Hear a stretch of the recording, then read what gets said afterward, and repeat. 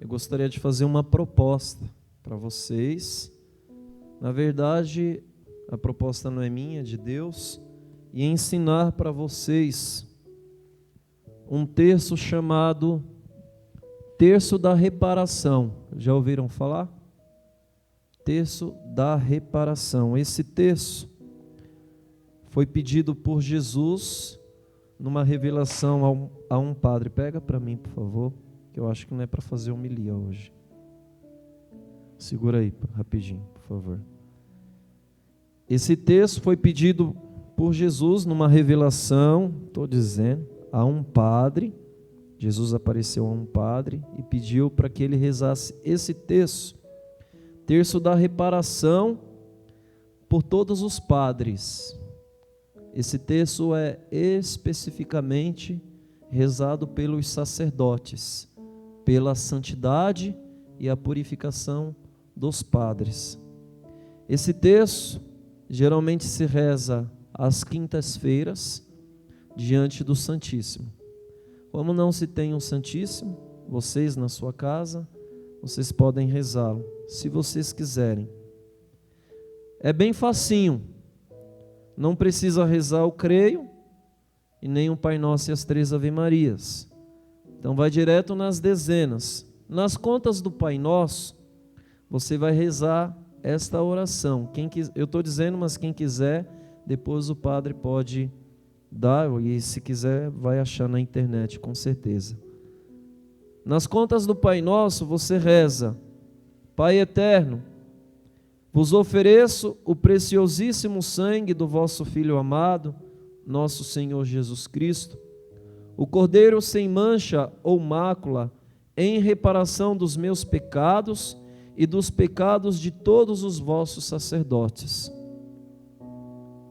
Essa oração na conta dos Pai Nossos. Na conta das Ave Marias, você vai rezar assim: pelo teu preciosíssimo sangue, ó Jesus, purifica e santifica teus sacerdotes. Repete, compadre: pelo teu preciosíssimo sangue, ó Jesus, purifica e santifica teus sacerdotes. Na oração que seria o Glória ao Pai, você vai rezar essa oração: ó Pai, de quem toda a paternidade no céu e na terra descende, tende piedade de vossos sacerdotes e lavai-os no sangue do Cordeiro. Repete, compadre: ó Pai, de quem toda a paternidade no céu e na terra descende, tende piedade dos vossos sacerdotes e lavai-os no sangue do Cordeiro. Amém. Esse é o terço da reparação por todos os sacerdotes, pela santificação de todos os padres, bispos, inclusive o nosso Papa. Então, se você quiser, a igreja precisa que se reze pelos padres, e sabemos o quanto é necessário que se reze pelos padres. Eu estou te pedindo porque eu sou padre, e eu sei o quanto eu preciso, mais ainda desse terço, que você reze. Se você quer Padre Santo, então reze por eles. Amém? Vamos ao que Deus pede que seja dito nesta homilia do dia de hoje. Segundo a leitura de hoje, São Paulo fala aos romanos: e faço eu bom uso das palavras de São Paulo, a dizer a vocês, irmãos, povo de Deus, é necessário que você se ofereça a Deus como um sacrifício vivo. Você está vivo, não está morto, então você tem que ser um sacrifício vivo a Deus. Um sacrifício vivo, santo e agradável a Deus. Um sacrifício vivo, santo e agradável a Deus. Repete, compadre: sacrifício vivo, santo e agradável a Deus. Padre, como? São Paulo, o mesmo, na mesma leitura, nos ensina como pode ser esse sacrifício vivo, santo e agradável a Deus. Primeiro, São Paulo nos dá um caminho, uma direção. Não vos conformeis com o mundo. Não devemos nos conformar com este mundo. O cristão, o seguidor de Jesus, os amantes de Nossa Senhora, os que amam a Deus, membros da igreja, nós, seguidores de Jesus, não devemos nos conformar com este mundo de pecado, este mundo tão errado como está. Mas transformai-vos. Essa transformação da qual São Paulo fala deve acontecer primeiro em nós. Como, Padre? Renovando. E aí vai acontecer o sacrifício vivo, santo e agradável a Deus. Por que, Padre, sacrifício? Porque isso que São Paulo pede, para você é muito difícil, como para mim não é, e talvez para alguns quase impossível, e que por causa desta dificuldade, nós vivemos e acabamos vivendo com Deus numa certa hipocrisia, numa vida disfarçada, disfarçar a santidade em nós. Eu rezo, mas não rezo, eu finjo que rezo. Como? Transformando. Este é o sacrifício. Transformar a vossa maneira de pensar. Pensar como Deus. Pensar como Jesus. Agir com o Espírito Santo, segundo a ação do Espírito Santo. Agir, pensar como a Virgem Maria, como os santos. Transformai-vos, renovando a vossa maneira de pensar, a sua maneira de julgar, para que possais distinguir o que é da vontade de Deus, isto é, o que é bom, o que lhe agrada, o que é perfeito. Esse é o caminho que São Paulo ele nos aponta. Mas este sacrifício vivo resume-se nada mais, nada menos, no meu ponto de vista, e falo por inspiração de Deus, que nós devemos, não deveríamos nós medir esforços, nós não deveríamos hesitar em fazer a vontade de Deus. Um sacrifício vivo significa sacrificar-se enquanto há vida em nós para fazer a vontade de Deus. E se isso resume-se na sua vida, ter que mudar a sua maneira de pensar, o seu modo de agir, o seu modo de julgar, então faça. E faça-o logo, porque Jesus ele está vindo. E quando ele vier, e nós ouvimos isso no evangelho de ontem, lembrem-se das 10 jovens, as 5 prudentes e as 5 imprudentes.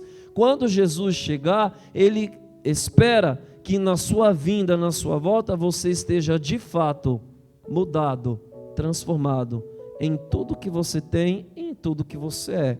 Ah, Padre, mas quando Jesus voltar, eu já não vou estar aqui. Em algum lugar você vai estar. Pode ser que você não esteja aqui, mas se estiver no inferno, você vai ter que sentir o amargo da inveja de não poder ter acreditado, enquanto Deus estava dando a você a oportunidade. Aí imagina, você vai gritar por misericórdia e não haverá misericórdia para você. Fazer a vontade de Deus, é isso que Deus está pedindo. Sacrifício vivo, é não hesitar em fazer o que Deus pede. E enquanto eu rezava, me vinha nessa palavra um grande exemplo de sacrifício vivo, santo e agradável a Deus. E me veio uma outra passagem no coração, e Deus estava refrescando a memória, o Espírito Santo iluminando, e me vinha a passagem lá de São Mateus capítulo 3. Perdão, não é São Mateus capítulo 3, espera aí. Segura para mim. São Mateus capítulo 2, versículo do 13 em diante, que fala da fuga de Jesus, de Maria e de José para o deserto. Foge para o Egito, para o deserto. Porque houve um recenseamento, e naquela época, no recenseamento, Herodes mandou matar todas as crianças de sexo masculino, de 0 a 2 anos. Mata. Porque ele sabia que o rei, que Jesus, o Messias, tinha nascido. E aí apareceu um anjo a José e falou: pega a sua esposa, pega Jesus, pega Maria e foge para o Egito. Fica lá até eu avisar que vocês podem voltar. E aí José fez. Agora pensa, que sacrifício. Um homem, diz a teologia que já de idade, com sua esposa, tendo dado à luz, com uma criança recém-nascida, fugir para o deserto e ter que suportar os tormentos do calor, aquele calor ardente, passar necessidade, passar sede, passar fome. Eu não sei quais desafios, não sei de verdade, quais desafios você tem que enfrentar para poder ter que fazer a vontade de Deus. Eu não sei, eu só sei dizer, e eu perguntava para Deus, por que desta passagem? E Deus dizia que aquele que ama, aquele que obedece, não hesita em fazer a vontade de Deus. Eu estou falando de uma família santa, lógico, a Sagrada Família, mas eu também não sei quais sacrifícios você precisa fazer para poder, sem hesitar, cumprir com a vontade de Deus. Nós sempre colocamos à frente da vontade de Deus alguns porquês. Entenda a liturgia de hoje. Deus, Ele nos chama. Ele nos chama, e como Deus gostaria de nos escolher, a todos nós. Muitos são chamados, poucos são os escolhidos. Espera a Deus que você faça por onde Ele vos escolher. Muitos são chamados, poucos são escolhidos, mas a vontade de Deus é nos chamar a todos e nos escolher para segui-lo. E isso tem que estar muito claro a todos vocês, a todos nós. Deus não quer deixar de escolher a ninguém. Só que as escolhas de Deus, elas dependem muito das escolhas que nós fazemos. Simplesmente porque Deus, Ele respeita as nossas vontades, livre-arbítrio, né? É assim que nós justificamos as nossas vontades. Deus não prende ninguém. Quer fazer assim? Faz. Mas toda ação tem uma reação, toda escolha tem as suas renúncias. Tudo que nós fazemos tem as suas consequências. E vale a pena lembrar aqui o final do Evangelho de hoje, que Deus dará a cada um de nós de acordo com a nossa conduta, quando Ele vier. Portanto, a partir de hoje, que a sua conduta seja num sacrifício vivo, santo e agradável a Deus. E Deus vos dará aquilo que é santo e aquilo que é agradável. Se você, a partir de agora, se propor de fato, se decidir como uma pessoa que ama a Deus e que quer fazer a vontade dEle, a ser agradável e santo a Deus, renovando a vossa maneira de pensar, de agir, de julgar, de fazer as suas escolhas. O que Deus está querendo dizer com isso é que nós precisamos convidá-lo a participar das nossas decisões, da nossa vida e em tudo aquilo que a gente quer. Ele nos chama para isso. Seguir Jesus não é só ir atrás dele. Seguir a Cristo não é só ir atrás de Cristo, é estar com Cristo, é ver Cristo, é experimentar Cristo. Agora, segui-lo ou não, é uma resposta que deve ser dada por quem precisa de fato responder a Ele. É você que precisa responder a Deus. Deus não precisa, penso eu, da sua resposta. É você que, sendo chamado por Ele, precisa responder e determinar diante de Deus o que de fato você quer. Você é quem precisa, você é quem deve dar a resposta a Deus, embora Deus não precise da sua resposta, mas Deus, Ele quer ouvir o que você quer, o que você deseja. Responda para Deus, mas antes se proponha a mudar, como São Paulo nos sugere que nós o façamos. Entenda, na vida de todos nós, na sua vida, na vida de cada um aqui há uma diferença. Isso é universal. Há uma diferença em seguir a Jesus e não seguir a Jesus. Em algum determinado, por muitos anos da sua vida, você viveu sem seguir a Jesus. E hoje você segue Jesus. Dá para fazer uma comparação da sua vida, como era sem seguir Jesus e como é tua vida seguindo a Jesus hoje? Dá para fazer uma comparação?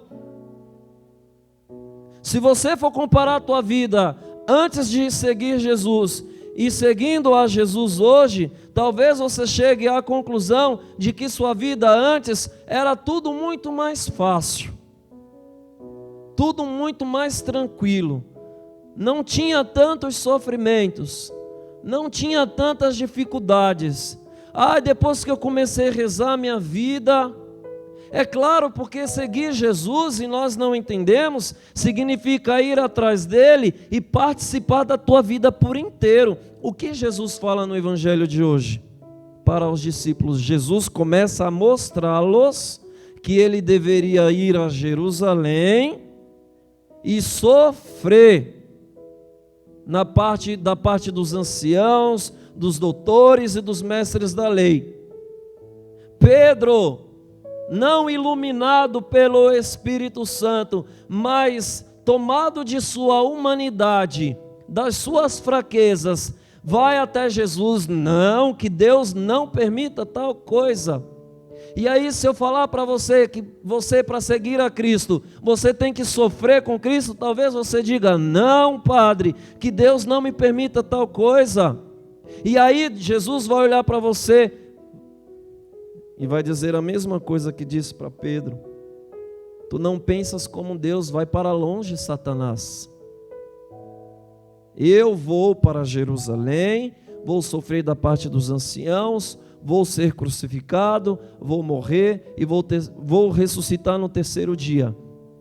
Pedro não quis, porque Pedro agiu pela sua humanidade. Pedro ficou com medo. Nós temos medo de participar dos sofrimentos de Jesus, porque nós não queremos sentir as dores que Jesus sentiu.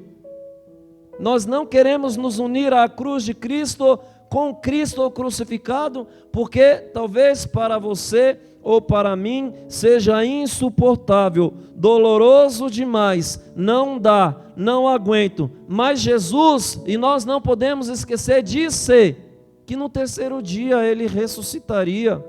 O que Jesus está querendo dizer não é só que haverá a ressurreição, é que este sofrimento presente, na vida presente, ele é passageiro. Se você passar por tudo que você está passando, seguindo a Jesus, haverá a ressurreição, haverá a vitória, haverá a glória dos céus. Você vai se alegrar, você vai festejar. Agora, se você no seguimento a Jesus achar que é insuportável, que é doloroso demais, que não dá para participar dos sofrimentos neste segmento de Jesus e desistir, talvez seja melhor. Você pode pensar assim, talvez seja mais fácil, menos difícil. Mas Jesus, ele diz ainda no Evangelho, e aqui eu gostaria de terminar a homilia. Tem muita coisa para dizer, mas eu não vou dizer. E Deus pede para falar um pouco menos e ele fazer um pouco mais. Jesus fala no Evangelho: quem quiser, nem você, nem eu, nem ninguém aqui é obrigado, é quem quiser. Agora, se não quer, não finja que quer. Fala para Deus que não quer. Se tem uma coisa da qual Deus gosta, e é difícil aprender isso, é franqueza, é sinceridade. Não quer falar com Deus, fala para Deus: não, eu não quero. Agora se quer, fala: Deus, eu quero caminhar contigo como discípulo, te acompanhar. Vale a pena deixar tudo para te seguir, Senhor? Será que vale, ou será que tem valido a pena para você? Se não tem valido, talvez é porque você ainda não deixou tudo para fazer esta experiência de seguir a Ele. É preciso exatamente deixar tudo. E você só vai conseguir deixar tudo, e eu termino a homilia aqui, nós não vamos nem cantar. Para você deixar tudo, primeiro você precisa se inserir no processo. E o processo é esse, de São Paulo na segunda leitura: renovando a vossa maneira de pensar e de julgar, para que possais nesta vida distinguir o que é de Deus e o que não é de Deus, o que é santo e o que é agradável. Louvado seja nosso Senhor Jesus Cristo. Para sempre seja louvado. Creio